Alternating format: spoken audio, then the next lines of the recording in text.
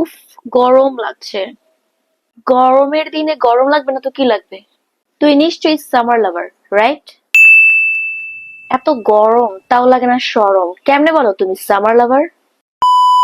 Summer লাভারদের জন্য একটা দারুণ সুখবর, আগামী কয়েকদিনের মধ্যে তাপমাত্রা বেড়ে 40 ডিগ্রি পার হতে চলেছে। কি, কেমন লাগলো নিউজটা? তো তোমরা যারা সামার লাভার আছো তারা অতি দ্রুত তোমাদের বাসার এসি গুলা খুললা আমাদের বাসায় পাঠিয়ে দাও।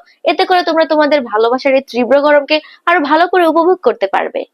আর শোনো, তোমাদের এই সামারের প্রতি ভালোবাসা আর একটু বাড়ালেই না তাপমাত্রা বেড়ে 45 ডিগ্রি পার হয়ে যাবে।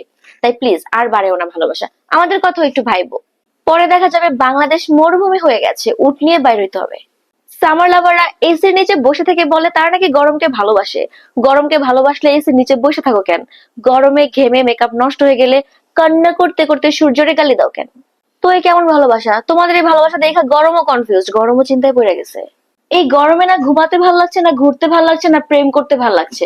আমি শুধু জানি আমার গরম লাগছে। বিছানা থেকে উঠে ফ্রিজ পর্যন্ত যেতেই ভাল লাগছে। আর বাইরে বের হওয়া, রাস্তাঘাট গরমে আগুন, রাস্তায় হাঁটতেছি নাকি পুল সিরাত পার হইতেছি বুঝতেছি না। আর মাথার উপরে সূর্য, মাথার অবস্থা কি হয় বুঝা নাও। আর এই গরমে রান্নাঘরে তো ঢোকাই যায় না, রান্নাঘর তো আর রান্নাঘর না, যেন মাইক্রোওয়েভ ওভেন। রান্না শেষে আয়নায় নিজের চেহারার দিকে তাকালে নিজেকেই চিনি না, যেন আমি রান্না করি না, আমি নিজেই রান্না হয়ে গেছি। সফল হতে চাইলে পরিশ্রম করো, ঘাম ঝরাও। হ্যাঁ, এই গরমে এমনিতেই ঘাম ঝরবে। এখন এত গরমে পরিশ্রম করে ঘাম ঝরাতে গিয়ে সাথে করে স্বপ্নটাও যেন ঝরে না যায়, সেই দোয়া করবেন প্লিজ।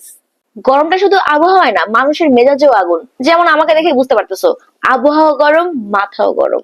তো সামার লাভাররা এই গরমে কেমন লাগছে একটু জানিও।